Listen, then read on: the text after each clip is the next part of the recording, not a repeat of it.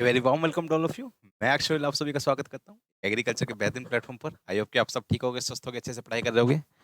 और मैं आप सभी के सामने उपस्थित हूँ एक नया टॉपिक लेके आप सभी के सामने, ठीक है, जिसमें हम डिस्कशन करेंगे काफ़ी चीज़ें। ठीक है, अभी देखते हैं भाई। चले भाई, सबसे पहले ठीक है,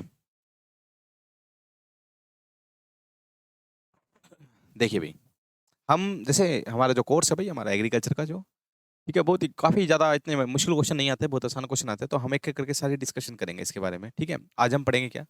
आज हम पढ़ते हैं हॉर्टिकल्चर के बारे में, हम थोड़ा सा जानेंगे। ठीक है, हॉर्टिकल्चर के बारे में हम सब जानेंगे। ठीक है डियर, चलिए भाई देखिए, हॉर्टिकल्चर में भी आपका देख लीजिए, अभी काफ़ी सारी फसलें आप हैं, सारी डिस्कशन कर लेंगे एक एक करके। ठीक है, सभी एक एक करके क्या कर लेंगे, डिस्कशन कर लेंगे। चलिए भाई देखिए, सबसे पहले क्या देखिए, पोटैटो देख लीजिए। और आपका बहुत ही बेहतरीन सेशन चलने वाला है, आपका बहुत ही मजा आने वाला है, आपको बिल्कुल चिंता करने की कोई जरूरत नहीं है। ठीक है डियर, चलिए भाई। हिचकी आ रही है मतलब आप मुझे याद ही कर रहे थे, है ना? मेरे को हिकअप्स आ रही है, काफ़ी हिचकी आ रही है, तो इसका मतलब कि आप मुझे याद कर रहे थे। ठीक है, और जो मुझे याद करता है हम उसके साथ हमेशा रहते हैं। ठीक है डियर, चलिए वो बहुत ही अच्छी बात है भाई।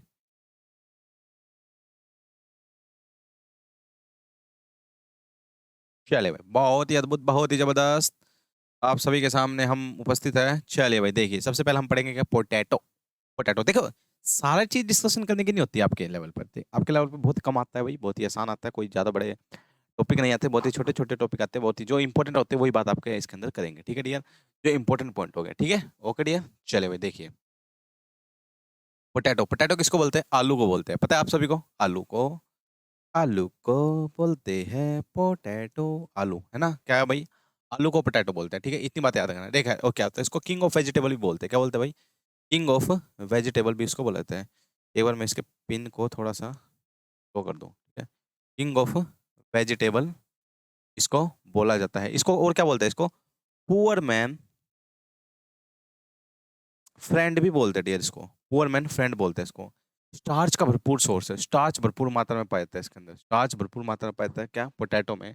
ठीक है, पोटैटो के अंदर जो आलू होता है, पोटैटो के अंदर क्या पाया जाता है आपका, स्टार्च भरपूर मात्रा में, मतलब यानी कि कार्बोहाइड्रेट इसके अंदर भरपूर मात्रा में पाया जाता है वेजिटेबल्स के अंदर। ठीक है भाई, इतनी बात याद रखना। जो आलू है भाई, जो आलू है फलों का राजा। ठीक है भाई, इसका मतलब क्या होता है भाई, ये आपका मेनली आपका रबी सीजन का फसल है भाई, रबी सीजन की फसल है आपकी। और मेनली लॉन्ग डे प्लांट है। कैसा है भाई? Long day. देखो आलू जो होता है ना, आलू किससे लगाया जाता है? आलू से ही आलू लगता है, जो आलू से ही आलू लगाया जाता है उसको बोलते हैं क्या, ट्यूबर बोलते हैं डियर। क्या बोलते हैं उसको? ट्यूबर। आप सब जगह ट्यूबर किससे रिलेटेड है, ट्यूबर किस फसल से रिलेटेड है, तो आप बता सकते हो ट्यूबर किससे रिलेटेड है, आलू से रिलेटेड है, यानी पोटैटो से रिलेटेड है ट्यूबर। ठीक है भाई, याद रखना। ठीक है भाई, ट्यूबर किससे रिलेटेड है? आलू से रिलेटेड है। अब देखिए नेक्स्ट, देखिए बात, अब देखिए हम इसमें कुछ डिस्कशन करते हैं भाई। ठीक है, अब हम इस फसल को स्टार्ट करते हैं, बहुत ही अच्छी तरीके से आपको पढ़ेंगे इस फसल को, बहुत ही मजा आने वाला आपको इस टॉपिक को पढ़ते हुए, काफी अच्छा लगेगा आपको ये टॉपिक पढ़ते हुए। ठीक है, क्योंकि आज से पहले आपने इस तरीके से नहीं पढ़ा होगा आलू, बिल्कुल बहुत ही बेहतरीन ढंग से आप डिस्कशन करेंगे। और एक बात और याद रखना भाई डियर, इतनी भी जरूर बात है ना, अगर आप हमसे जुड़े हुए हैं तो आपको हमारे साथ पेशेंस रखना जरूरी है, यानी कि शांति बनाए रखनी जरूरी है। और शांति के साथ साथ पेशेंस के साथ, पेशेंस सॉरी, शांति पीस होगी, पेशेंस यानी कि सब्र रखना जरूरी है।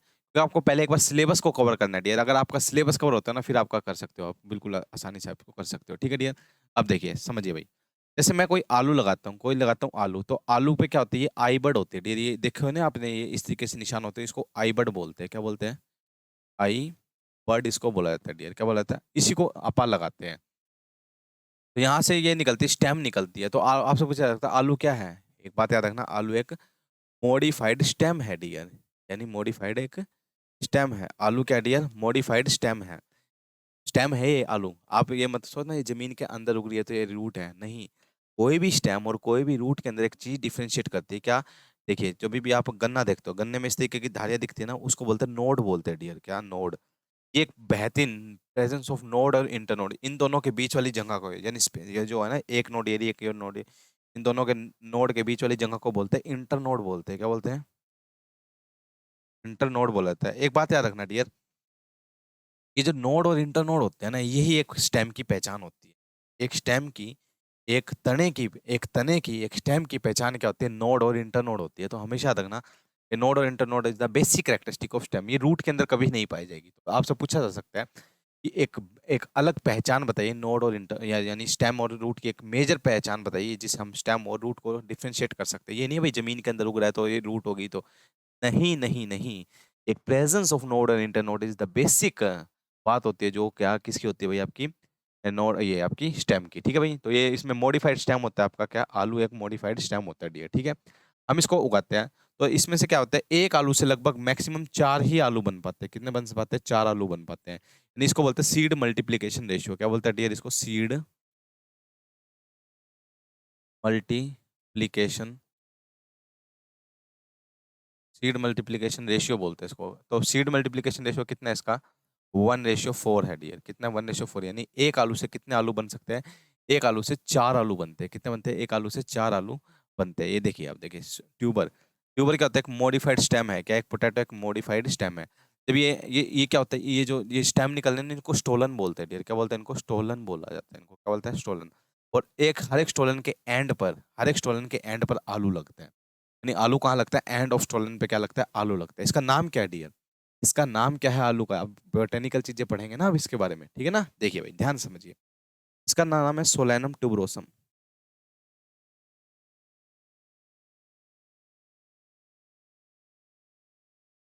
क्या नाम है इसका? सोलैनम ट्यूबरोसम इसको बोला जाता है। सोलैनम ट्यूबरोसम इसको बोला जाता है आलू को। ठीक है भाई, याद रखना। इसकी फैमिली क्या है? सोलेनेसी। क्या फैमिली है डियर इसकी? सोलानेसी इसकी फैमिली है। सोलानेसी इसकी फैमिली है। ठीक है, याद रखना इतनी बात। सोलानम ट्यूबरोसम इसका नाम है। सोलानेसी इसकी फैमिली। भरपूर सोर्स है विटामिन। आपसे पूछा जाएगा और इसके अंदर कौन सा विटामिन पाता है? विटामिन सी पाया जाता है इसके अंदर। याद रखना भाई कौन सा विटामिन, अगर बाय चांस पूछा जाए। वैसे तो नहीं पूछता, अगर आपसे पूछा जाए तो क्या पाया जाता है इसके अंदर? विटामिन सी पूछा जाता है। आपसे पूछा जाएगा भाई इसके अंदर जो चिप्स होती है, चिप्स बनाते हैं ना इससे, तो खुशबू आती है आलू में से, एक महक आती है, वो क्यों होती है? पायराजीन के कारण। याद रखना पायराजीन के कारण इसके अंदर महक आती है, इसके अंदर खुशबू आती है। याद रखना पायराजीन के कारण आती है। ठीक है भाई, एंड ऑफ स्टोलन पे क्या लगता है आपका? आलू लगता है। इसकी फैमिली क्या है बता दिया मैंने, सोलनेसी। इसका ओरिजिन क्या है? कहाँ से उत्पत्ति हुई है? यानी ओरिजिन क्या होता है? कहाँ से उत्पत्ति उत्पत्ति हुई है? पेरू से आया है। कहाँ से आया डियर? पेरू से आया है ये। पेरू से आया मेरा दोस्त, दोस्त को सलाम करो। ठीक है, तो पेरू यानी कि ठीक है इंडो बर्मा जिसको बोलते हैं। ठीक है, रैंक पहले नंबर पे, फर्स्ट नंबर पे डी है आपका। वेजिटेबल में पहले नंबर पे कौन सा आपका? आपसे पूछा सबसे ज्यादा प्रोडक्शन किसकी होती है? इसी की होती है, आलू की होती है। ठीक है, मगर प्रोडक्टिविटी सबसे ज्यादा किसकी है? कैबेज और कॉलीफ्लावर की है। मगर आपसे बात करें सबसे ज्यादा प्रोडक्शन कौन से वेजिटेबल की होती है? इसी की होती है। किंग ऑफ वेजिटेबल है ना। और क्या बोलते हैं इसको? ठीक है, एक आपसे पूछेगा कौन सा ऐसा रीजन है जहां पर कभी आलू नहीं लगाया जाता? लेटराइट सोइल पर आलू नहीं लग सकता। लेटराइट सोइल पर नहीं, स्लाइटली एसिडिक होना चाहिए। केरला के अंदर कभी भी आलू नहीं लगाए जाते। आपसे याद रखना है इस बात। ठीक है भाई, केरला के अंदर कभी भी आलू नहीं लगाए जाते। ठीक है भाई, याद रखना। फर्स्ट नंबर पे है भाई आपका, ठीक है, आलू प्रोडक्शन में, और एरिया में भी सबसे पहले नंबर पे है किसमें? वेजिटेबल्स में लगने वाला। तो सारा प्रोडक्शन इंडिया के अंदर कौन कर रहा है? यूपी कर रहा है। याद करना भाई कौन कर रहा है भाई? सबसे ज्यादा प्रोडक्शन कौन कर रहा है?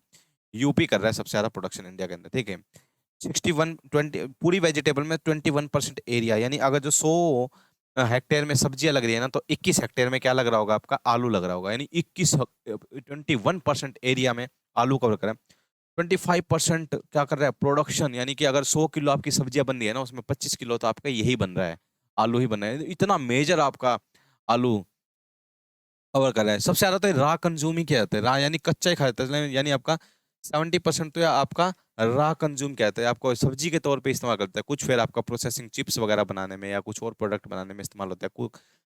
काफी सारों का इसका लॉस हो जाता है। क्या हो जाता है? लॉस भी हो जाता है। ठीक है, एंटर इन इंडिया। ठीक है, नेक्स्ट देखिए। इतनी बात समझ में आई भाई आपको? ठीक है, सेंट्रल पोटैटो रिसर्च इंस्टीट्यूट, याद रखना भाई कहाँ पर है? कहीं भी आपसे पूछा जाए, central potato research institute. Central potato research institute कहाँ पर है dear? Central potato research institute कहाँ पर है? शिमला के अंदर। शिमला, ठीक है, शिमला के अंदर है भाई। ठीक है, ध्यान रखना। कुफरी, कुफरी शिमला, कुफरी शिमला। आपसे कहीं भी वर्ड आ जाए ना, कहीं भी इसकी वैरायटी है, जैसे कुफरी बादशाह, कुफरी कुफरी संबंध, कुफरी अशोका, ये इसकी वैरायटीज है। ठीक है, ठीक है, वैरायटीज है इसकी, यानी इसकी अलग अलग वैरायटी है। तो कहीं भी वर्ड आ जाए ना कुफरी, तो हमेशा याद रखना कुफरी किससे वर्ड आपसे पूछे रख सकता है कि कुफरी वर्ड किससे रिलेटेड है? कुफरी वर्ड आपका रिलेटेड है किससे? आपका पोटैटो से रिलेटेड है डियर। किससे रिलेटेड है? पोटैटो से रिलेटेड। मैंने बता दिया आपका रिसोर्स है स्टार्च का, कार्बोहाइड्रेट का, ठीक है, भरपूर मात्रा में पाया जाता है। क्लाइमेट कैसा चाहिए होता है?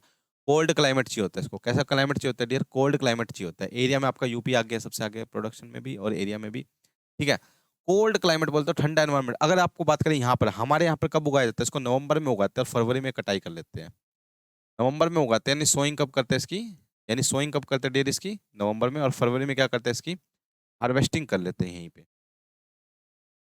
ठीक है, याद रखना है इतनी बात। अगर हिली एरियाज की बात करें, हिली एरिया जहाँ पर पहाड़ी एरिया जैसे शिमला साइड होगी, वहां पर कब उगाते हैं? वहां पर जून में उगाते हैं इसको, ठीक है, जून में। जुलाई, अगस्त, सितंबर, अक्टूबर, अक्टूबर नवंबर में इसकी कटाई कर लेते हैं। देख लिया, क्योंकि वहाँ ठंड पड़ती है उस टाइम, तो वहां पर उसको उगाया जाता है। कहाँ पर? आपका कोल्ड एनवायरमेंट। सबसे मेन तो चाहिए, बताइए आपको, कोल्ड एनवायरमेंट चाहिए।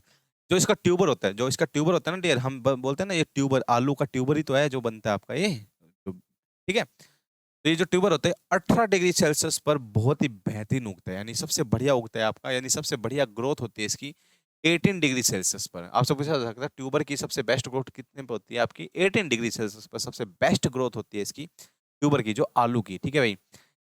जब देखो, एक होती है आपकी वेजिटेटिव स्टेज, वेजिटेटिव होती है जब इसमें पत्ते वगैरह बन रहे होते हैं। एक होती है ट्यूबर स्टेज, ट्यूबराइजेशन स्टेज बोलते हैं, ट्यूबराइजेशन स्टेज बोलते हैं डियर, ठीक है। जो ट्यूबराइजेशन स्टेज चाहिए होती है ना इसको, जब तो इसको चाहिए होता है शॉर्ट डे प्लांट। जब ये किसका काम करता है? शॉर्ट डे प्लांट का काम करता है। शॉर्ट डे प्लांट का काम करता है। जब ये आपका वेजिटेटिव ग्रोथ होता है तो इसको लॉन्ग डे प्लांट चाहिए, लॉन्ग डे नेचर चाहिए, ठीक है भाई, याद रखना है शॉर्ट डे प्लांट। और ये आपसे इतनी बात याद रखना, आपके लेवल पे नहीं पूछी जाएगी मगर फिर भी आप थोड़ी बहुत बातें याद करना। देखो इतनी सारी बातें मैं आपको बताऊंगा, कुछ भी ठीक है, पूछा तो कहीं भी जा सकता है, एग्जामिनर कुछ भी पूछ सकता है, मगर आपका मैं यही बता दूंगा इंपॉर्टेंट क्या रहेगी आपकी, ठीक है। Short day period for best for किस लिए? ट्यूबराइजेशन के। Long day period for vegetative growth बता दिया है। सोयल कैसी चाहिए इसको? सैंडी लोम सोयल चाहिए बिल्कुल, क्योंकि जमीन के अंदर जो उगाते हैं ना उसमें सैंडी लोम सोयल ही आवश्यकता होती है। उसके अलावा slightly acidic, slightly slightly acidic soil होनी थोड़ी। कैसी सोयल होती है? स्लाइटली एसिडिक, थोड़ी सी एसिडिक सोयल होती है, वही इसके लिए बढ़िया मानी जाती है इसको ग्रो करने के लिए, ठीक है भाई। लेटेट, और कौन सी सोयल पर नहीं उगता है कभी भी? लेटेट सोयल पर इसको नहीं उगाया जाता है, तभी कभी भी आपको आलू आपको कहीं भी आपको नहीं ग्रो करेंगे। कहाँ? केरला एंड कर्नाटक के अंदर आलू कभी नहीं ग्रो, ठीक है भाई, याद रखना है।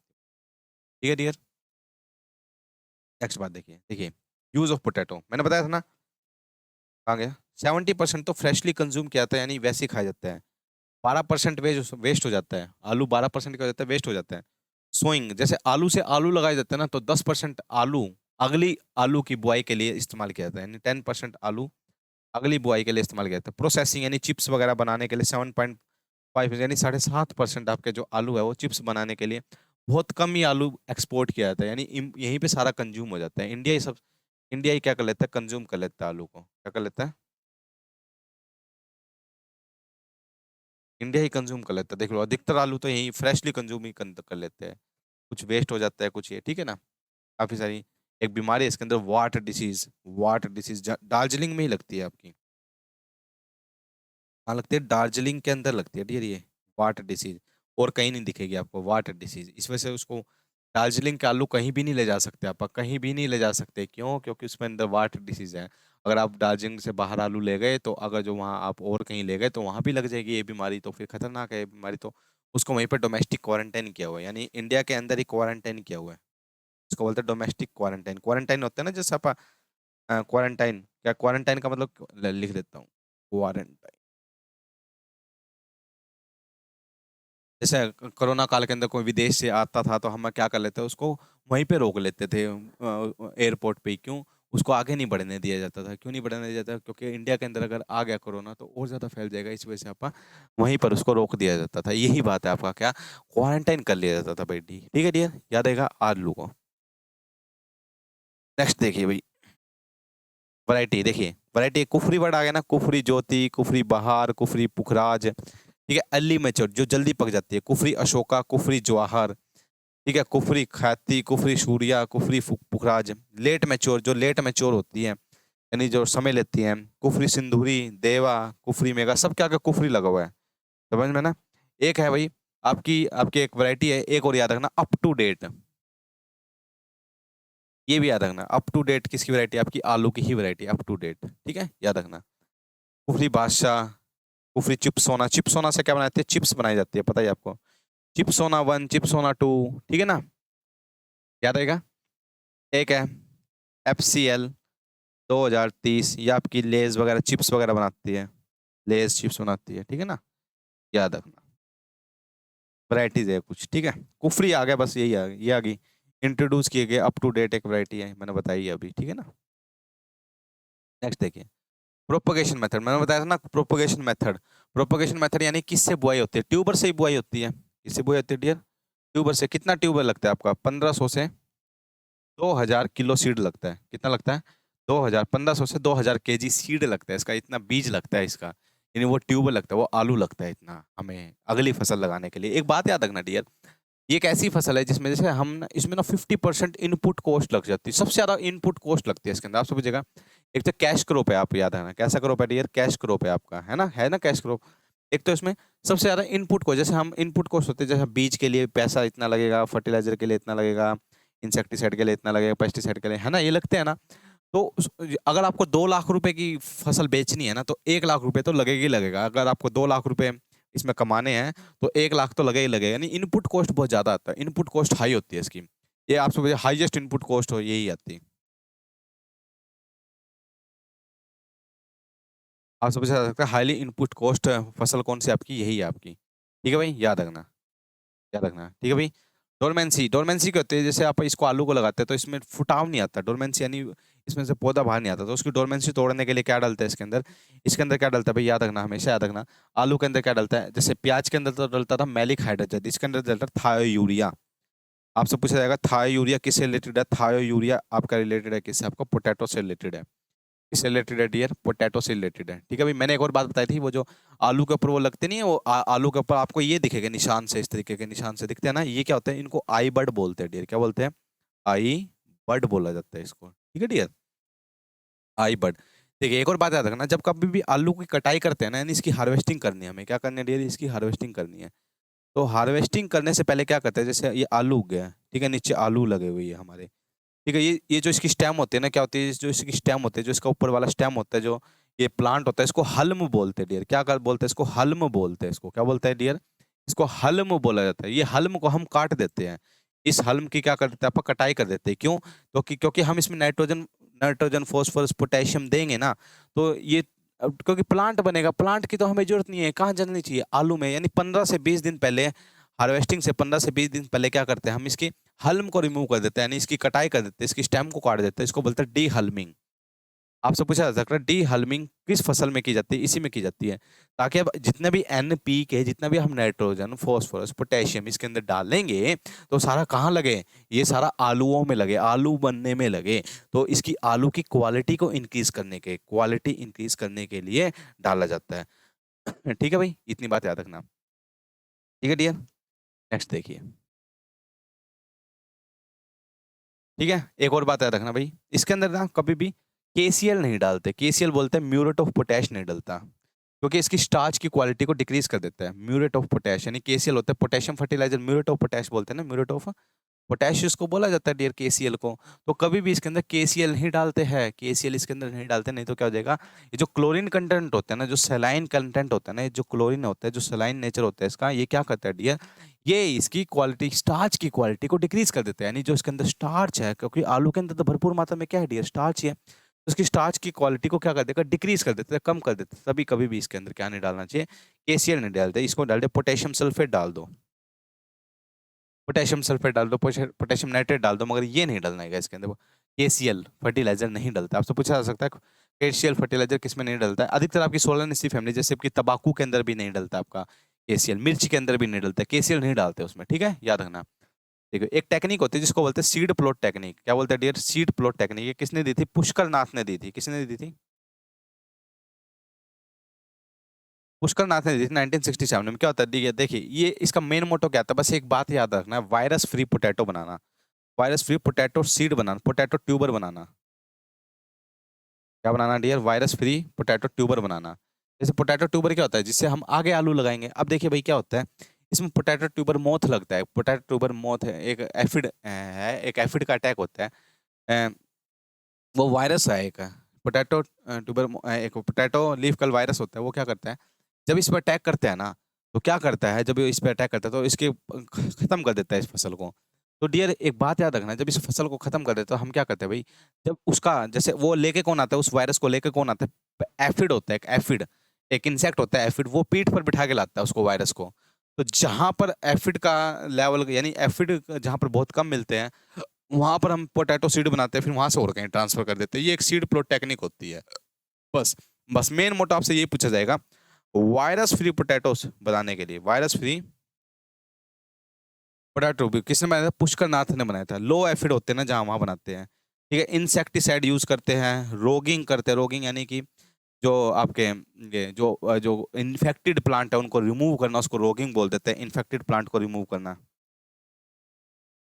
इन्फेक्टेड प्लांट को रिमूव करना, इसको रोगिंग बोलते हैं। जैसे कि किसी हम दिख रहा है भाई, बहुत सारे प्लांट लगे हुए, उसमें से हमें दिख रहा है, अरे ये वाला तो प्लांट बीमार लग रहा है, इस पे तो पत्ते सूख रहे हैं, ये तो भाई अटैक सा लग रहा है, इसको हटा दिया हमने, उसी को बोलते हैं रोगिंग, उसको निकाल के फेंक दिया, उसको बोलते हैं रोगिंग बोलते हैं डियर। ठीक है, इंटरकल्चर ऑपरेशन क्या होता है डियर, एक बात याद रखना भाई, हमेशा याद रखना। देखिए, हाँ इसको बोलते हैं ग्रीनिंग। देखिए क्या होता है, जैसे हम आलू लगा दिया हमने, क्या होता है, कुछ आलू क्या होता है धरती से ऊपर आ जाते हैं, क्या होता है, कुछ धरती से ऊपर आ जाते हैं। जब ये आलू धरती से ऊपर आ जाता है तो सूर्य देवता इंतजार कर होता है, जो सूर्य देवता, क्योंकि आलू के अंदर क्या, जब ये डायरेक्ट सनलाइट डालेगा ना इस पर, आलू पर, जो धरती से बाहर आ गया आलू, उन पर डायरेक्ट सनलाइट डालेगा, तो इसके अंदर एक पिगमेंट बनना शुरू हो जाएगा, सोलानिन, सोलानिन नाम का एक केमिकल बनना शुरू हो जाएगा, किसके अंदर, आलू के अंदर। आलू के अंदर क्या बनना शुरू हो जाएगा डियर, सोलानिन नाम का एक केमिकल बनना शुरू हो जाएगा। जब ये सोलानिन नाम का केमिकल बनना शुरू हो जाता है ना डियर, तो ये आलू क्या होते हैं, ग्रीन हो जाने शुरू हो जाते हैं। तो ग्रीन हो जाते हैं, इसकी क्वालिटी क्या हो जाती है, डिक्रीज हो जाती है, क्वालिटी क्या होती है इसकी, डिक्रीज हो जाती है। तभी हम क्या करते हैं, जब भी कभी भी आलू जैसी दिखे हमें बाहर निकल चुका है, तो हम क्या करते हैं, साइड की मिट्टी ली, ये साइड की सोइल ली हमने, इसको उससे ढक दिया, इसको क्या करेंगे, साइड की सोइल से इसको ढक देंगे। इसी को बोलते हैं अर्थिंग अप बोलते हैं डियर, इसको क्या बोलते हैं, अर्थिंग अप। आपसे पूछा जाएगा अर्थिंग अप किस में करता है, पोटैटो, पोटैटो के अंदर किया जाता है, यानी आलू के अंदर किया जाता है, अर्थिंग अप किया जाता है। तो ठीक है, ये क्रिया आपसे पूछेगा, when the sides of the soils are मतलब कवर्ड, द कवर्ड पोटैटो, क्या बोलेंगे उसको, अर्थिंग अप बोलेंगे। आप समझ जाओगे उसमें अगर जो लाइन लिखी आएगी तो आप, ठीक है ना डियर, समझ जाओगे ना। देखिए हार्वेस्टिंग मैंने बताया था, प्री हार्वेस्ट टेक्निक कौन सी है, डी हल्मिंग करते हैं इसके अंदर, 10 से 15 डी हल्मिंग, डी हल्मिंग, अरे यार ये रहा। ठीक है डियर, याद आएगा, डी हल्मिंग की जाती है इसके अंदर, ताकि इसकी क्वालिटी को इंक्रीज किया जा सके, ताकि इसकी क्वालिटी को इंक्रीज किया जा सके। ठीक है भाई, याद रखना है। नेक्स्ट देखिए, ट्यूबर, हाँ एक होता है, देखो आपने बीज नहीं देखा होगा इसका, ट्रू पोटैटो सीड बोलते हैं इसको, क्या बोलते हैं, ट्रू पोटैटो सीड। ठीक है, ट्रू पोटैटो सीड बोलते हैं, ट्यूबर पोटैटो सीड नहीं, ट्रू पोटैटो सीड इसको बोला जाता है। ट्रू पोटैटो, देखो आपके छोटे छोटे आलू से, आलू तो लगाए जाते हैं, मगर कई जगह क्या करते हैं, जैसे आपने टमाटर देखा है, टमाटर के अंदर बीज होते हैं, इसी तरीके से आलू के अंदर भी बीज आते हैं, मगर आपने नहीं देखे हो, क्योंकि हम आलू से ही आलू ग्रो कर देते हैं, तो बीज नहीं देखे। तो हम इसके बीज बनाना, ये बीज बनाने की टेक्निक किसने दी थी, रामानुजन ने दी थी। किसने दी थी, रामानुजन ने दी थी बीज बनाने की टेक्निक। ये छोटे छोटे छोटे छोटे बीज बनते हैं इसके आलू के, ठीक है, छोटे छोटे आपके बीज बनते हैं किसके, आलू के बीज बनाए जाते हैं। ठीक है भाई, याद रखना। तो ये जो आलू के बीज होते हैं ना डियर, जो आलू के बीज होते हैं, कितने लगते हैं आपके, 100 से 150 ग्राम, बस इतने बीज लगते हैं आलू में, मगर इसमें ट्रांसप्लांटिंग करनी पड़ेगी फिर आलू में लगाने के लिए। इतने सीड लगते हैं आपके 1 हेक्टेयर के अंदर। ठीक है, इसको बोलते हैं ट्रू पोटैटो सीड। आपसे पूछा जाएगा, आपसे ये पूछा जाएगा, टीपीएस किससे रिलेटेड है, इसको बोलते हैं, या तो फुल फॉर्म पूछ लेगा, इसको बोलते हैं true potato seed, true potato seed बोल देते हैं। ठीक है ना, याद रखना, टीपीएस बोल देते हैं। टीपीएस सिस्टम किस में होता है, एक होता है आपका क्या, एक आपका था सीड प्लॉट टेक्निक, एक एसपीटी पूछ सकता है। सीड प्लॉट टेक्निक भी किससे रिलेटेड है, इसी से रिलेटेड है। उसने दी थी आपकी, ये पुष्कर नाथ ने दी थी, सीड प्लॉट टेक्निक आपकी। तो क्यों करते हैं seed plot technique, virus free potato बनाने के लिए, वायरस फ्री पोटैटो बनाने के लिए इसको इस्तेमाल किया जाता है। ठीक है, वही आपका 1.5 से 2, ये आपका, ये आपका 10 से 12 टन आलू मिल जाते हैं, कोई दिक्कत नहीं, छोड़ो इस पॉइंट को। ठीक है, चलो देखिए, ये थी हमारी किसकी, आलू की फसल, जो हमने फसल को कंप्लीट किया। बताइए आपको समझ आई ये क्रॉप, बहुत ही इजी क्रॉप थी भाई, बहुत ही आसान क्रॉप थी, कोई इसमें ज़्यादा वो बात नहीं थी। पोटैटो था आपका, ठीक है ना? जो कुछ आपका वो है ना, जो आपका पैथोलॉजी, जो इसकी बीमारी है, जो इंसेक्ट है, वो आप उसमें पढ़ेंगे। पैथोलॉजी में पढ़ेंगे आप इसकी बीमारियां, और एंटोमोलॉजी में पढ़ेंगे क्या, इसकी इंसेक्ट, और वीडीसाइड में यानी वीड में पढ़ेंगे इसकी क्या, हम इसके खरपतवार। ये था हमारा किसका चैप्टर डियर, आलू का चैप्टर, जो आपको समझ आया होगा। इससे बाहर कोई क्वेश्चन नहीं बनेगा। अगर आपका कोई क्वेश्चन आता है तो इसी में से आएगा, इससे बाहर कोई क्वेश्चन नहीं आएगा। आपको पता है भाई, आपको सारी बात आपको करवा दी है। आज के लिए आप इतने रखते हैं। इसी तरीके से हंसते रहिए, खेलते रहिए, मुस्कुराते रहिए और पढ़ते रहिए। हमारे साथ जुड़े रहिए। इसी तरीके से हमारी क्लासेस चलती रहेगी और आप हमसे जुड़े रहिए। अपने दोस्तों को बोलिए ज़्यादा से ज़्यादा शेयर करें और हमारे इस कोर्स को परचेज़ करें, ताकि वो भी अपने फ़ायदा उठा सकते हैं। कम फीस के अंदर बहुत ही बेहतरीन तरीके से तैयारी कर सकते हैं। ओके डियर, आज के लिए इतने रखते हैं। Tata, bye bye, see you और क्या साइयो नारा। Okay dear.